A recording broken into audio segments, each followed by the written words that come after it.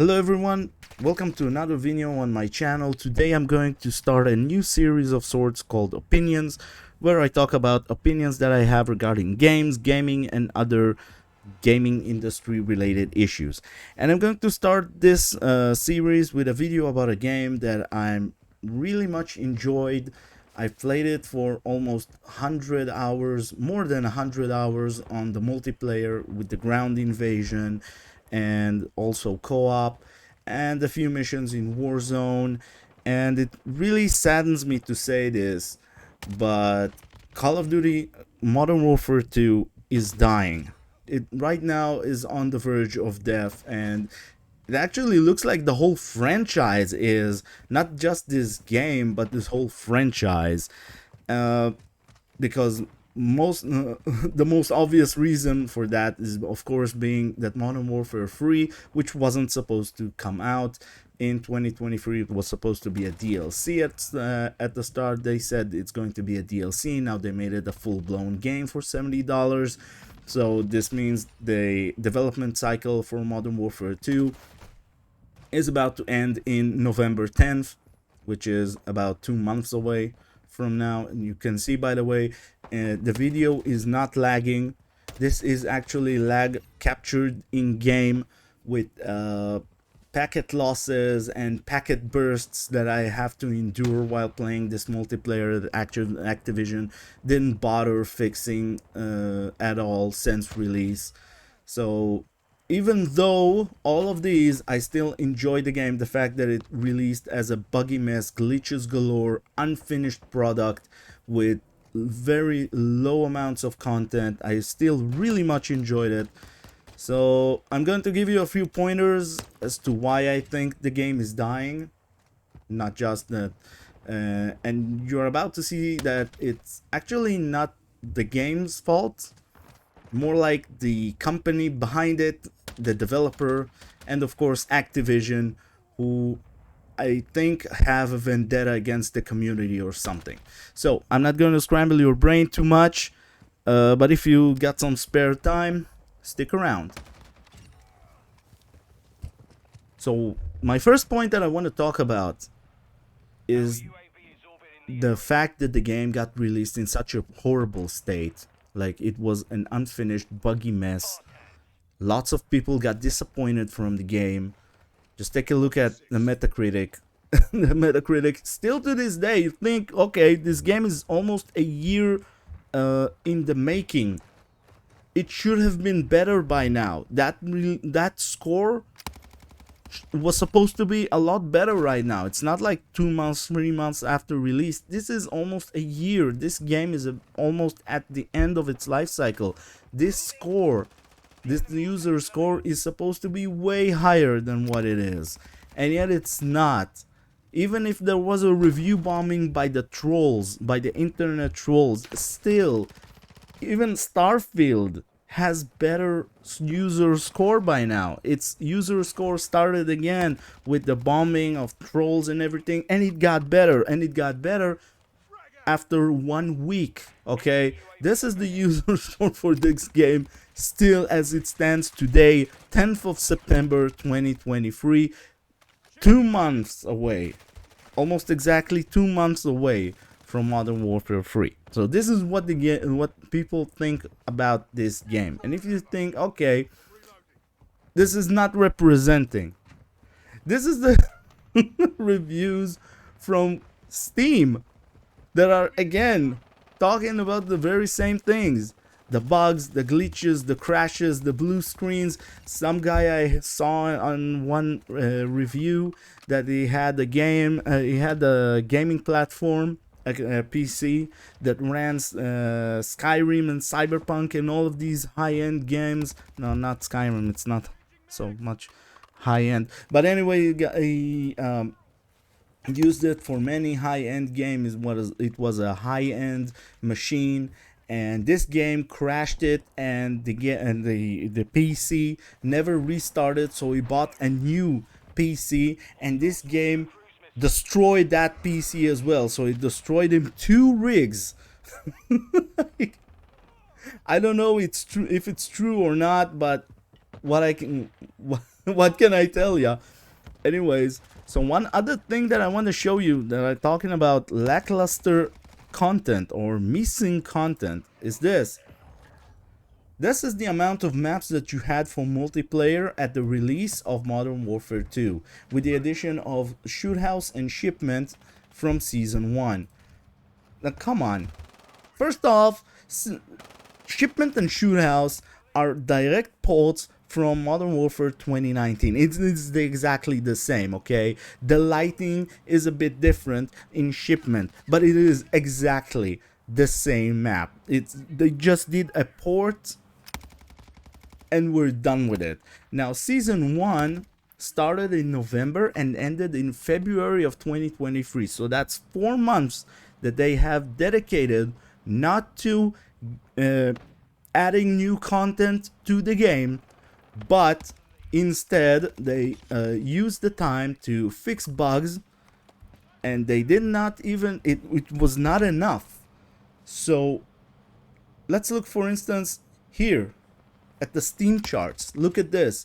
There were 488,000 peak players playing the game, with an average of 223,000 in November. That number of peak players was reduced to 300,000 by December, and by February, at the end of the first season, it went down to 167. That's 320,000 people less playing the game. Just look at the chart. Look at it. Look at how it goes. This is not how it's supposed to be. Modern Warfare 2019 was not like this. I assure you, I played that game for 3 years straight. And since I played it last in May of 2022, so that's like 4 months before this game came out, and I still had people to play with the multiplayer. That's how good that game was. So essentially what I'm trying to say is that the poor state that the game came out really it pushed people away from the game, and they never came back. And that's troublesome, because I want this game to thrive. I want it to live. I want this community to live. I want to have people to play the game with and against. What I'm playing the game against, the people I play against right now are people who are level 800. I have no way to beat these guys. These are the hardcore Call of Duty fans that are playing the game since day one, and they reached level 100, 800 or 900, and I'm like, guess I'll die. Whenever I see them in the player list, in the scoreboard, I'll be like, okay, guess I'll die. So this is my first point as to why the game is dying, and the fact that many people just left the game and they simply never came back. And that's really, it's really sad, like really. Anyways, let's move on to point number 2. Okay, so my next point, something that I want to show you, is a promise, or sort of a promise, that Activision did, according to reports, that people actually got hyped about. And that they actually turned on their word and became the corporate greedy bastards that I know they are. And that is, of course, like I said in the comment before on Steam, which relates to something that we're going to talk about in this video also, is that Activision reportedly won't release a mainline game in 2023. That's from the 2nd of August 2022, so that means like 2 months before this game came out. So people were really hyped for this, because this means that this game will be supported for more than 1 year. That's great. If I buy a game for $70, let's just say I'm the common man, I'm the common Call of Duty multiplayer casual guy, okay? I don't have a lot of money to spend on video games, because the prices of everyday living is rising from week to week and month to month. Okay, so I need more money just to stay alive and to finance my family, my daughter, support my wife, my house. So I need a lot more money just to stay alive and for my family to stay alive. And I kind of assume that's also your situation. Like, most of you guys who might be seeing this video probably aren't the lost children of Elon Musk, so I guess that your financial situation after COVID and all of the shit that went down over there is more or less the same. So I don't have a lot of money. I don't have $70 to pay for each and every game that I want.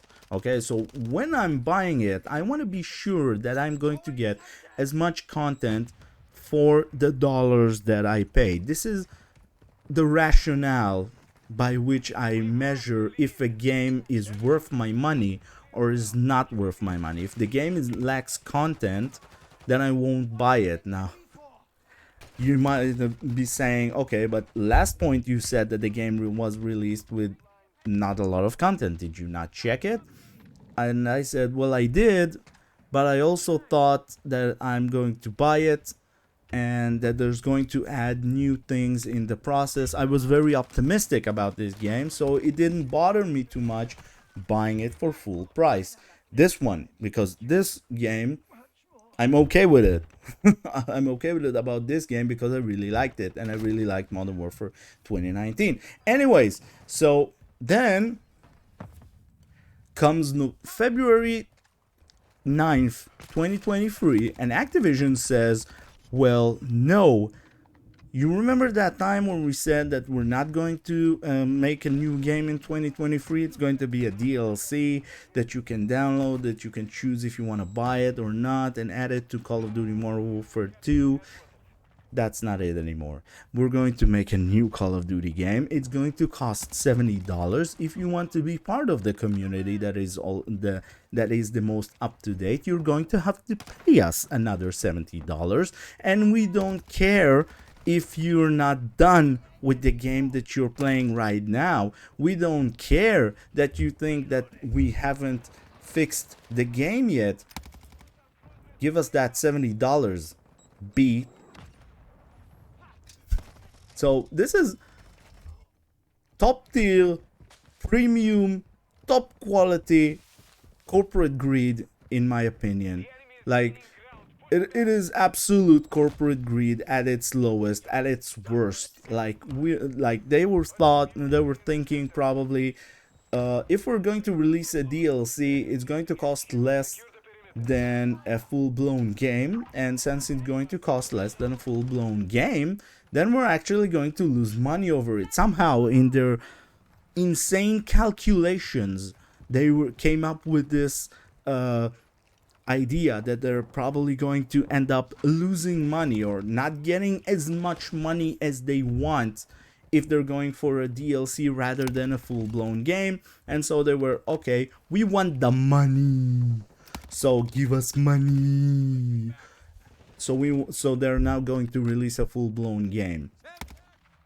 Isn't that fun that you less than a year after you paid $70 for a game that is unfinished, that is still unfinished? I've shown you those Steam reviews. They were from August, where people are still complaining about the game as being an unfinished buggy mess, and then Activision be like, well, we're not going to fix all of that, but if you want, we got a new game for you for another $70. Go buy it, or else.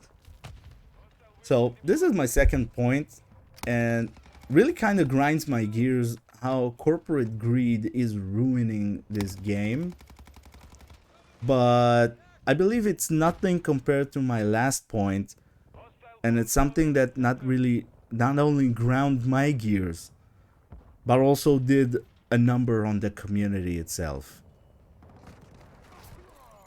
So the last point I want to make, and it's something that bothers me a lot more than the fact that Activision lied about Modern Warfare 2 status prior to release, that they lied about the fact that it had not much in terms of content.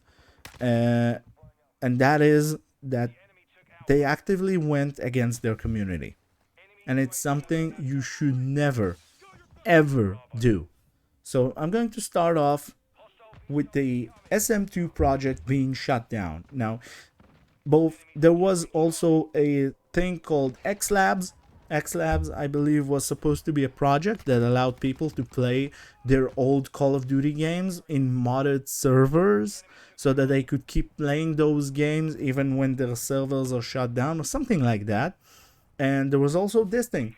This SM2 project was supposed to be a free to play indie game that is sort of a mishmash of all Call of Duty games combined, with more than 100 weapons, operators, maps from all the Call of Duty games that you love. And Activision sent them a cease and desist letter, and without saying much of a reason. I tried looking for a reason, and I found none. And you know what? This is my opinion about this. Activision, they understood one thing.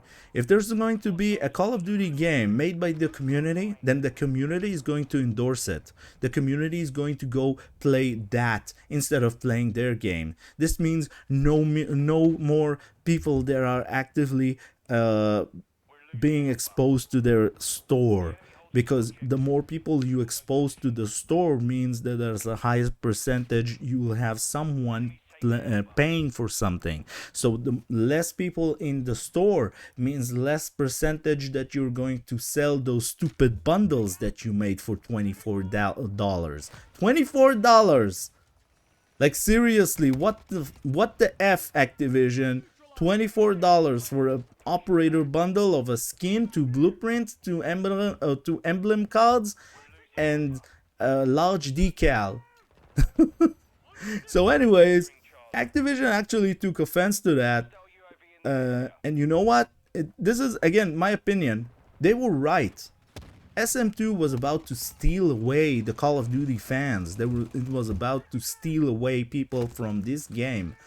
Because I don't know a single sane person who would rather play this crap instead of playing a game made by the community. A passion project of people who are actually loving this franchise, who would give it all to have a good game of this franchise. There are things like that, like SM2 Project, where the community kind of wraps around it and tries to support it in any way possible. There are a lot of projects like these, and that's great. That keeps the game going. That is the thing that makes the game stay alive for extended periods of times. But Activision, they were like, no, we're not allowing you. We're the parents. We're not allowing you to play that free-to-play Call of Duty game. We want you to play our crappy $70 game. And we want you to buy our crappy bundles. We want your money. We won't allow you to play a free-to-play game and get the same experience as the game that you bought for $70. We don't want that. We're not allowing you that. We deny you that. This is Activision. This is their reason, in my opinion, why they shut down the SM2 project. However, they're not done taking pot shots at their community. And this is, of course, sorry, that popped up too early. This is, of course, the Nick Merck incident, where Nick Merck talked about a video with anti-LGBTQ protesters allegedly attacking pro-LGBTQ protesters, and he said they should leave little children alone. That's the real issue. So Activision took that in offense, and saw that as an attack on LGBTQ community as a whole, as if they are the arbitrators of the LGBTQ community. They are the representatives of said community who are legally able to decide what the LGBTQ community takes offense from and what they don't. So they cut ties with him and they removed his operator bundle from the store. This, of course, led to Dr. Disrespect uninstalling Call of Duty and once apologized for Nick Merck, and uh, it also made Team the Tatman asked to remove his skin bundle from Modern Warfare 2 because of the Nick Merck drama, and saying that Nick Merck is his friend and he would support him and not Activision in any way. And the community also, by the way, did take offense to that. These are the reviews from the 9th of January, of June, sorry, after the Nick Merck incident. As you can see, at least 5 of these reviews stating, leave the kids alone, which is exactly what it said. By the way, the community did not react well to the SM2 project being cancelled as well. As you can see, cease and desist these. So, yeah. There's also people who say there's the X Lab and SM2 and OW2. All of these are community projects shut down by Activision for fear of them taking away players from Call of Duty, which meant lower traffic in their game, which meant lower people being exposed to their store, which meant less people buying their shit.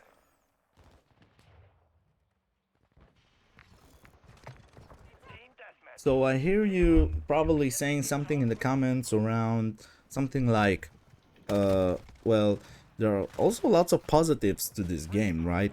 This game is fairly decent in terms of the content that it offers right now. Like, for instance, there are almost 25 something-ish, 25-ish maps for multiplayer. That's great.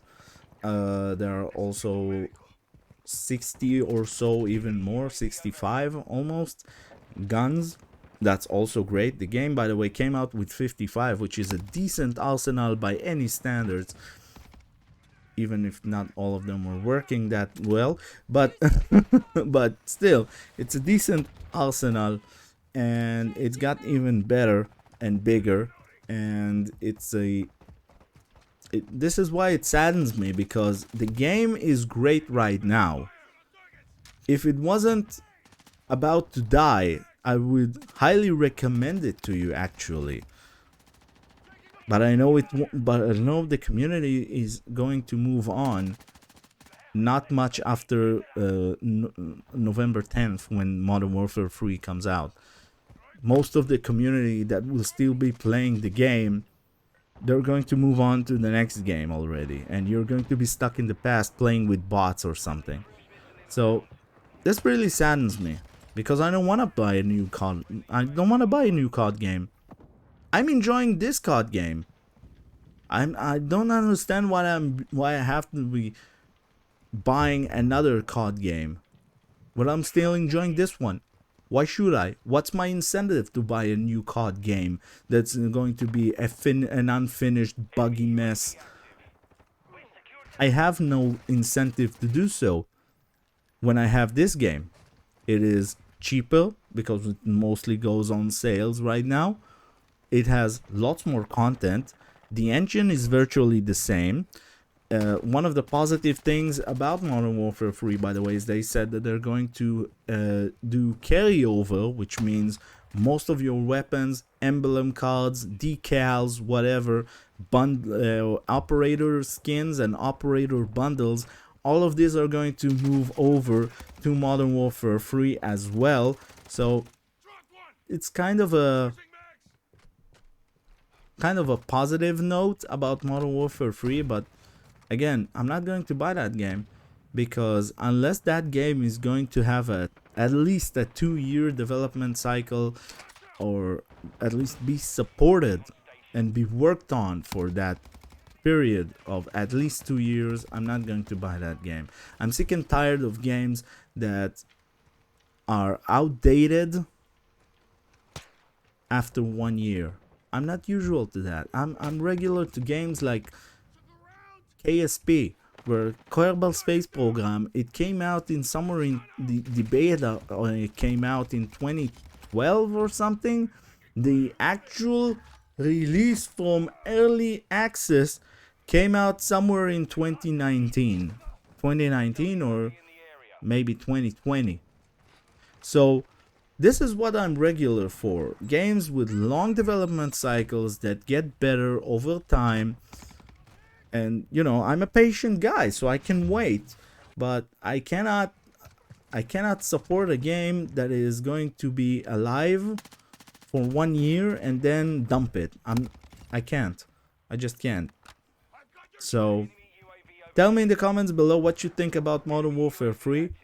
Tell me if you think it's going to be a good game. Tell me if you think it's going to be a bad game. Personally, I'm thinking that it's going to come out exactly the same in exactly the same state as Modern Warfare 2, an unfinished, buggy mess. They promised you 16 maps of Modern Warfare 2 remastered from the start, from the release of Modern Warfare 3.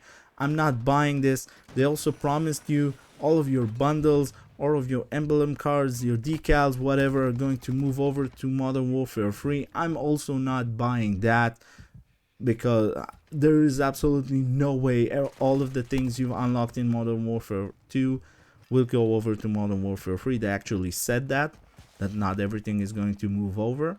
So at least some of the things you spend time on at trying to achieve it is essentially useless. So tell me in the comments below what you think about this, and I will see you in the next video.